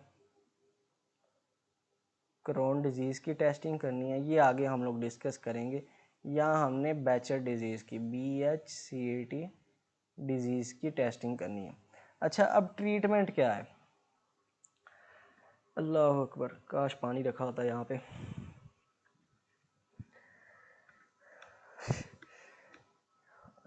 यार अच्छा, ट्रीटमेंट क्या है? बिस्मिल्लाह, दोबारा बिस्मिल्लाह पढ़ लें, शैतान आगे मुंह खुश कर रहा है, वो भाग जाए यहाँ से। अच्छा, ट्रीटमेंट क्या है? अच्छा, पेशेंट H पाइलोराई है, अब हमने कॉजेज़ ऊपर दोबारा लिख ली, NSAID है या एसिड की सिक्रीशन ज़्यादा है। ठीक है, ये 3 कॉजेज़ हैं। अब इन 3 कॉजेज़ के अंदर हमने समझना है कि इन तीनों को कैसे ट्रीट करेंगे। बैटरी भी देख लें, 14%, चलें हो जाएगी हमारी वीडियो। अब अगर तो NSAID ले रहा है, उसके NSAID बंद कर देंगे। ठीक है, NSAID बंद कर दिए, हमने उसे कहना है कि भाईजान NSAID नहीं ले, उसकी अल्कोहल बंद कर दी है। ठीक है, उसका बारबेक्यू बंद कर दिया है हमने। ठीक है, और उसको अगर तो NSAID कॉज है तो उसको ये बंद करने के बाद अल्टरनेटिव ड्रग्स देनी है और उसे बुला लेना है। ठीक है, कि आ जाए भाई, अगर ट्रीट हो रहा है तो ठीक है, नहीं ट्रीट हो रहा तो हम उसे भी एंडोस्कोपी करेंगे। अच्छा, अगर H पाइलोराई है, पेशेंट को H पाइलोराई है, H पाइलोराई पॉजिटिव आ गया है, यूरिया ब्रेथ टेस्ट कर लिया है और स्टूर एंटीजन टेस्ट कर लिया है, तो ये आ गए, तब हम देंगे H पाइलोराई एरेडिकेशन थेरेपी।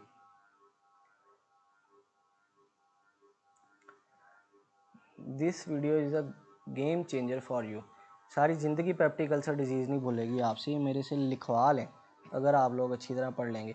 अच्छा, अब H पाइलोराई की रेडिकेशन थेरेपी के अंदर एक तो ट्रिपल थेरेपी होती है, एक होती है क्वाड्रपल थेरेपी। अच्छा, अब इन दोनों के अंदर H पाइलोराई के अंदर और साथ हमने देना है एसिड सप्रेशन ड्रग्स, वो भी डिस्कस करते हैं हम। इससे पहले हम डिस्कस करेंगे रेडिकेशन थेरेपी, फिर करेंगे एसिड सप्रेशन मेडिकेशंस। एसिड को सप्रेस करने के लिए कौन सी ड्रग होती है? PPI। एंटी एसिड्स और थे, aluminium hydroxide, magnesium hydroxide. Acid को सप्रेस करने वाली जो थी वो थी PPI। गर्ड में कितने हफ्तों के लिए देनी थी आपने? 8 हफ्तों के लिए, इधर 4 से 8 वीक्स के लिए देनी है। ठीक है भाजी, 4 से 8 हफ्ते के लिए। सरदार भाई जी अगर कोई देख रहे हैं तो वो सुन लें। ठीक है, उसके बाद अगर तो ये इस केस में देना है जब पॉजिटिव आ रहा है, या अगर पॉजिटिव आ गया तो अब हम रेडिकेशन थेरेपी देख लेते हैं कि इसको कैसे मतलब कि ट्रीट करना है। 10 से 14 दिन के लिए पेशेंट को मेडिकेशन देनी है, ट्रीटमेंट देना है PPI का, नहीं PPI का नहीं, मेरे मुंह से निकल गया। 10 से 14 दिन के लिए हमने मेडिसिन देनी है H पाइलोराई को रेडिकेट करने के लिए। क्या देना है? PPI। ये नुस्खा आपकी OSP के अंदर या OSCE के अंदर आता होता है। BD PP ओमेप्राजोल आपने सुबह शाम देना है। ठीक है, प्लस 2 एंटीबायोटिक्स देनी है। अब वो कौन कौन सी देनी है? ये है ट्रिपल थेरेपी। तीसरी चीज़ है वो मैं बताता हूँ आपको कौन कौन सी देनी है। ठीक है, साथ आप दे सकते हैं इसको बिस्मथ सब सैलिसाइलेट, पॉजिटिव नेगेटिव। अच्छा, ये नुस्खा बन गया है। ठीक है, अब हमने पहले कौन सी थेरेपी देनी है? ठीक है, ये 10 से 14 दिन के लिए 2 एंटीबायोटिक्स देनी है, PPI देनी है सुबह शाम, और बिस्मथ सब सैलिसाइलेट दे सकते हैं हम लोग साथ, या नहीं भी देंगे कोई मसले वाली बात नहीं है। ठीक है, या ये आप पे डिपेंड करता है, आपके केस पे डिपेंड करता है।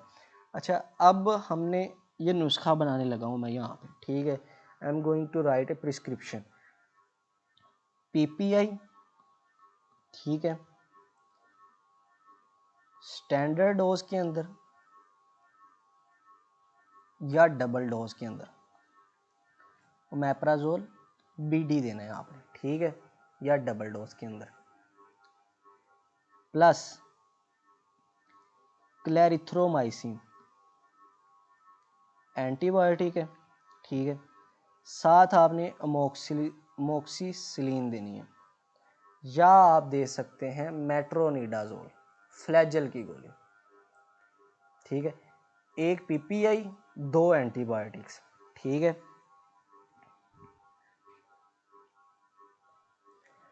उसके अलावा ये है ट्रिपल थेरेपी, ये 3 ड्रग्स हैं, ठीक है, इसको कहते हैं triple therapy, clarithromycin triple therapy. अब एक होती है क्वाड्रपल थेरेपी, वो है बिस्मथ सब सैलिसिलेट क्वाड्रपल थेरेपी। अच्छा जी, अब इसमें क्या देना है, इसके अंदर PPI लाजमी देना है, ठीक है, इसमें भी PPI लाजमी देना है, ठीक है। स्टैंडर्ड डोज में दें आप BD में सुबह शाम ट्वाइस देना है, सुबह शाम, ठीक है। कौन सी ड्रग होती है, वो मेप्राजोल होती है यार, सबसे फेमस। ईसो हो गया, ईसो के कैप्सूल हो गए, राइजक के कैप्सूल हो गए, ठीक है, प्लस बिस्मथ, ठीक है। इसके अलावा साथ क्या देना है, टेट्रासाइक्लिन, ठीक है, 1 PPI 2 एंटीबायोटिक्स और ये 7 बिस्मथ, क्वाड्रपल के अंदर ये होता है। चौथी चीज़ क्या देनी है, मेट्रोनिडाजोल, आप कोई भी दे सकते हैं, ठीक है। अभी मैं आपको बताता हूँ कि बिस्मथ सब सैलिसिलेट क्या होता है। बिस्मथ सब salicylate is a combination of सब सैलिसाइलेट, बिस्मथ और सैलिसाइलिक एसिड का, ठीक है। इसका काम क्या है, ये बिस्मथ को और सैलिसाइलिक एसिड को ना कन्वर्ट कर देता है GI ट्रैक्ट के अंदर, ठीक है, और क्या करता है, एंटी इन्फ्लेमेटरी एक्शन वहाँ पे दिखाता है, एंटी माइक्रोबियल इन्फेक्शन एक्शन दिखाता है, और उसके साथ साथ एंटी सक्रीटरी एक्शन दिखाता है, यानी कि गैस्ट्रिन की सक्रीशन को कम करता है। ये समझ आ गई है जो मुझे याद है।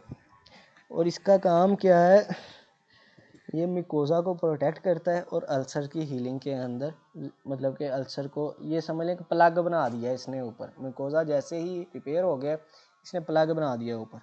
अच्छा, अब हमने क्वाड्रपल थेरेपी भी कर ली है, ट्रिपल थेरेपी भी कर ली है, अब हम लोग चलते हैं एसिड सप्रेशन मेडिकेशन की तरफ, ठीक है। उसके अंदर एक तो आ गए हैं PPI, ठीक है, कहाँ पे था, acid suppression medication, first is PPI, second is H2 antagonist, H2 antagonist, चलो शुक्र है ये काम कर रहा है थोड़ा सा। H2 एंटागोनिस्ट के अंदर क्या होगा, साइमेटिडीन, फेमोटिडीन, एंटी हिस्टामिन ड्रग्स हैं यार ये। फेमोटिडीन 60 mg में मिल जाती है, फेमोटिडीन समित मेरे ख्याल से, साइमेटिडीन, हाँ ये हो गया, ठीक है। ये PPI के साथ भी हम लोग दे सकते हैं, ठीक है। उसके बाद और कौन सा, हाँ बस यही दो है। एंटी एसिड और कौन से यूज़ कर सकते हैं, मैग्नीशियम हाइड्रोक्साइड्स और एल्युमिनियम हाइड्रोक्साइड हम लोग यूज़ कर सकते हैं। अब इसके अलावा पेशेंट के साथ हमने ये काम तो कर लिया। अब अगर अल्सर्स,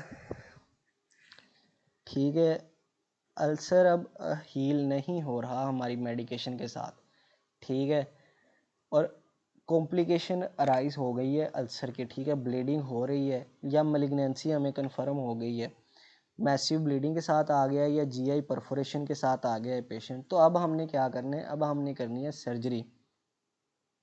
सर्जरी के अंदर क्या करेंगे हम लोग, अगर तो GI मलिग्नेंसी है तो हम लोग कर सकते हैं बिलरोथ प्रोसीजर, ठीक है, जिसके अंदर पार्शियल गैस्ट्रेक्टमी है। अच्छा, ये बहुत ज़्यादा ना, ये हम डिस्कस करेंगे सर्जरी के अंदर, ठीक है। सर्जिकल प्रोसीजर्स की इंडिकेशन तब है कि जब सिम्टम्स रिफ्रैक्टरी हो गए हैं, ठीक है, मेडिकल ट्रीटमेंट दे रहे हैं लेकिन डिज़ीज़ बार बार हो रही है, ठीक है। उसके बाद दूसरी चीज़ है कि NSAIDs पेशेंट को चाहिए ही चाहिए। अब हमारे पास और कोई हल नहीं है कि हम लोग कैसे ट्रीट करें, तो उस कंडीशन के अंदर हम लोग सर्जरी करेंगे। ये इलेक्टिव सर्जिकल ट्रीटमेंट होता है। या पेशेंट मेडिकल ट्रीटमेंट गोलियां खा ही नहीं सकता, तो तब हम लोग करेंगे। अच्छा, कौन कौन से सर्जिकल प्रोसीजर्स कर सकते हैं हम लोग? ये ऑडियो ना बन जाए, सारी सर्जिकल प्रोसीजर्स कौन कौन से कर सकते हैं, ये सिर्फ मैं नाम बताऊंगा। एक तो करना है वेगोटमी, ये कर सकते हैं, ठीक है, जिसके साथ हम लोग वेगोटमी के साथ पाइलोरोप्लास्टी, एंट्रेक्टमी, ये मैं अब एक्सप्लेन नहीं करना, ये मैं सर्जरी में एक्सप्लेन करूँगा, या सब टोटल गैस्ट्रेक्टमी, ये मिला के कर सकते हैं फॉर बेटर रिजल्ट्स। इसके अंदर भी डंपिंग सिंड्रोम वगैरह हो जाता होता है, सब टोटल गैस्ट्रेक्टमी, ठीक है। उसके अलावा दूसरा प्रोसीजर जो हम लोग कर सकते हैं वो है, जो मैंने अभी बताया, बिलरोथ प्रोसीजर, BILLROTH, जिसे हम कहते हैं पार्शियल गैस्ट्रेक्टमी।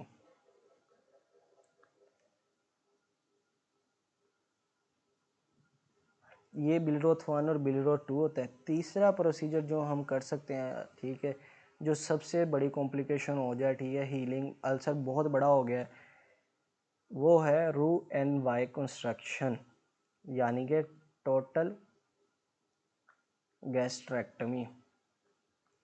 अच्छा, ये RU-NY एनास्टोमोसिस हम लोग बाद में डिस्कस करेंगे किसी और दिन। अच्छा, अब कॉम्प्लिकेशंस क्या हो सकती हैं इस कंडीशन के अंदर? अच्छा, अल्सर है ना, आप लोग भी कहेंगे यार इसका दिल उठ गया पढ़ाने से। दिल नहीं उठ गया, मेरा गला खुश्क हो गया पूरा। तो अब कॉम्प्लिकेशंस क्या हो सकती हैं, ठीक है। एक तो पेशेंट ब्लीडिंग के साथ आ सकता है, ठीक है, ब्लीडिंग पेप्टिक अल्सर हो सकता है या हेमरेजिक पेप्टिक अल्सर हो सकता है। उसके अलावा परफोरेशन हो सकती है। अगर परफोरेशन हो गई, गैस्ट्रिक कंटेंट पेरिटोनियल कैविटी में चले गए, तो क्या कॉज करेंगे? पेरिटोनाइटिस। ये इतनी बुरी कंडीशन है ना, पूरा पेट खोलना पड़ता है इसके अंदर, मिड लाइन इंसिजन दे के सारा कुछ साफ करना पड़ता है और रिपेयर करना पड़ता है। और पेशेंट किस चीज़ के साथ प्रेजेंट कर सकते हैं? GI परफोरेशन के साथ।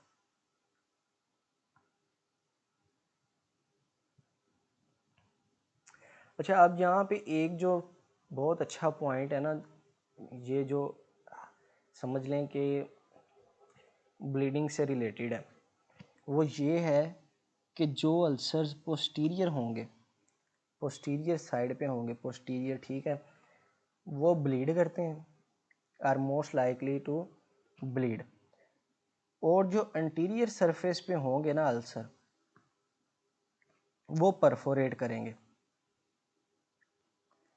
APBP ऐसे याद रख लें, AP एसोसिएट प्रोफेसर परफोरेट करता है और जो उसका PA है वो ब्लीड करता है। एंटीरियर अल्सर्स परफोरेट फट जाएंगे, पोस्टीरियर अल्सर्स खून निकालेंगे, ठीक है। PA जो होता है वो सिर्फ हल्का फुल्का गुस्सा निकालता है, यानी कि PA ब्लीड करेगा, पोस्टीरियर अल्सर ब्लीड करेगा। एसोसिएट प्रोफेसर है भाई, वो गुस्सा दिखा सकता है तो वो फट जाएगा, उसका गुस्सा निकल जाएगा। अच्छा, और क्या इसकी कॉम्प्लिकेशन हो सकती है? फिस्चुला बन सकता है, फिस्चुला बन सकता है, ठीक है। अल्सर पेनिट्रेट कर गया, पेनिट्रेट करने के बाद फिस्चुला बना देगा, ठीक है। ये फिस्चुला भी अभी थोड़ा एक्सप्लेन कर लें कि कौन कौन से फिस्चुलास बन सकते हैं। गैस्ट्रोकोलिक फिस्चुला बन सकता है, या यार क्या हो गया इसे, ड्यूडिनो कोलिक फिस्चुला, कोलोन के साथ स्टमक का फिस्चुला बन सकता है, या ड्यूडिनम के साथ कोलोन का बन सकता है, ठीक है। और इसके अलावा क्या हो सकता है कॉम्प्लिकेशन के अंदर? गैस्ट्रिक आउटलेट ऑब्स्ट्रक्शन हो सकती है, ठीक है। ये मलिग्नेंसी की वजह से मोस्ट कॉमनली होती है, ठीक है। एक्यूट होगा, इन्फ्लेमेशन हो जाएगी, एडिमा हो जाएगा, ठीक है। और अगर क्रोनिक पेप्टिक अल्सर डिजीज़ है तो वो स्कारिंग और फाइब्रोसिस करवाएगा। ये चीज़ आप लोगों को याद रखनी पड़ेगी। एक्यूट है तो इन्फ्लेमेशन होगा, एडिमा होगा, इसीलिए गैस्ट्रिक आउटलेट ऑब्स्ट्रक्शन के साथ आएगा। Acute PUD, oedema plus inflammation. फिर मौसम ठंडा हो रहा है, बादल गरजना शुरू हो गए हैं, सुबह भी बहुत जुम्मे से पहले बारिश हुई थी। और क्रोनिक पेप्टिक अल्सर डिजीज़ है ना, उसके अंदर स्कारिंग हो जाएगी और फाइब्रोसिंग हो जाएगी, ठीक है। तो वो पेशेंट जनाब जी गैस्ट्रिक आउटलेट ऑब्स्ट्रक्शन के साथ प्रेजेंट करेगा। और क्या हो सकता है, अल्सर है, बिनाइन है, अल्लाह ने इसके अंदर सलाहियत रखी है कि ये बिनाइन से मैलिग्नेंट हो सकता है, ठीक है। मैलिग्नेंट चेंज के साथ आ जाएगा, मैलिग्नेंट ट्रांसफॉर्मेशन हो जाएगी। अच्छा, अब कौन सा अल्सर, अब हम लोगों ने वीडियो तो लंबी कर ली है, अब हम लोग देख लेंगे कौन सा अल्सर मैलिग्नेंट हो सकता है। गैस्ट्रिक अल्सर के अंदर इतनी एबिलिटी है, high potential to malignant to transform into high potential to transform into malignancy, यानी कि हाई मैलिग्नेंट पोटेंशियल। या अल्लाह खैर, 6% रह गई। अच्छा चलो, high potential to form malignancy, ठीक है। 5 से 10% केसेस के अंदर ये मैलिग्नेंसी हो जाती होती है बायोप्सी के साथ। और जो मैंने पहले भी डिस्कस किया था, ड्यूडिनल अल्सर्स बिनाइन होते हैं, ठीक है, यूजुअली बिनाइन होते हैं, ठीक है। इनके लिए बायोप्सी रूटीनली रिक्वायर्ड नहीं होती, इनके लिए आपने बायोप्सी करवानी है, रूटीन बायोप्सी नॉट रिक्वायर्ड। क्या टाइम हो गया, 10 बज गए। अच्छा जी, अब ये तो हो गया है हमारा, ठीक है। इसके अलावा इसके सब टाइप्स ये इतना लंबा लेक्चर है ना, इसकी सब टाइप्स होती हैं। स्ट्रेस अल्सर्स, जिसके अंदर कर्लिंग अल्सर्स होते हैं, ठीक है। स्ट्रेस यानी कोई ट्रॉमा हो गया, या कुशिंग अल्सर्स होंगे। कर्लिंग अल्सर्स मैं वैसे बता देता हूँ, बर्न्स की वजह से होंगे, या कुशिंग अल्सर्स होंगे ब्रेन इंजरी की वजह से, ठीक है। स्ट्रेस अल्सर्स आप लोग अभी मिस करवाएं, हम किसी और दिन देख लेंगे। इनके लिए सिर्फ हम ना PPI देते हैं और H2 रिसेप्टर एंटागोनिस्ट या ब्लॉकर देते हैं, फेमोटिडीन, ठीक है। उसके अलावा हम देखना है कि फॉलो अप कैसे करना है पेशेंट को। गैस्ट्रिक अल्सर्स है ना, फॉलो अप यही है कि गैस्ट्रिक अल्सर्स के साथ पेशेंट आया है ना,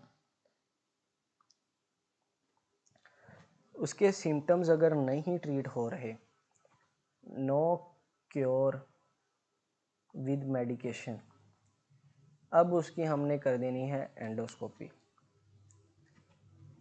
ठीक है, EGD करेंगे, ठीक है। और अगर ड्यूडिनल अल्सर्स के सिम्टम्स प्रसिस्ट कर रहे हैं, ड्यूडिनल अल्सर के सिम्टम्स प्रसिस्ट कर रहे हैं, सिम्टम्स परसिस्ट, ठीक है, और ब्लीडिंग हो रही है, तब हम एंडोस्कोपी करवाएंगे, और ट्रीट नहीं हो रहे, ठीक है। अगर अल्सर्स बार बार बन रहे हैं, ठीक है, हम लोग ट्रीटमेंट भी दे रहे हैं लेकिन ट्रीट नहीं हो रहा, तो हम उसकी पेशेंट की एंडोस्कोपी करेंगे, और साथ उसके साथ ये है कि बायोप्सीज़ लेंगे, न्यू बायोप्सीज़ लेंगे, ठीक है। H पाइलोराई को दोबारा कंफर्म करना है आपने, जैसे ही ट्रिपल थेरेपी दी या क्वाड्रपल थेरेपी दी, ठीक है। पेशेंट को कहना है भजन 4 हफ्तों के बाद दोबारा आए, आधी फीस लेनी है आपने उससे, ज़्यादा नहीं लेनी, 4 हफ्तों के बाद आना है उसे। 4 हफ्तों के बाद आपने दोबारा यूरियस ब्रेथ टेस्ट या आप स्टूल एंटीजन टेस्ट करवाएं दोबारा उसका, ठीक है, ताकि देखने के लिए कि वो रेडिकेट हुआ है या नहीं हुआ। देखिए, H पाइलोराई के कीड़े की ना कॉन्सेंट्रेशन आ जाती है स्टूल के अंदर कि कितने % स्टूल के अंदर ये प्रेजेंट है। अच्छा, अगर कम हो रहा हो ना तो हमें पता चल जाता है कि कम हो रहा है, ठीक है, इस चीज़ को याद रखिएगा। That's all for peptic ulcer disease. H pylori का इन्फेक्शन भी इसमें हमने कवर कर लिया है, और ट्रिपल थेरेपी और क्वाड्रपल थेरेपी भी कवर कर लिया। ये 2 टॉपिक हैं, peptic ulcer disease plus H pylori infection, ये हमने कवर कर लिए हैं। इसके बारे में अगर कोई भी सवाल हो आप लोग मुझसे पूछ सकते हैं। Thank you so much. अल्लाह हाफिज़।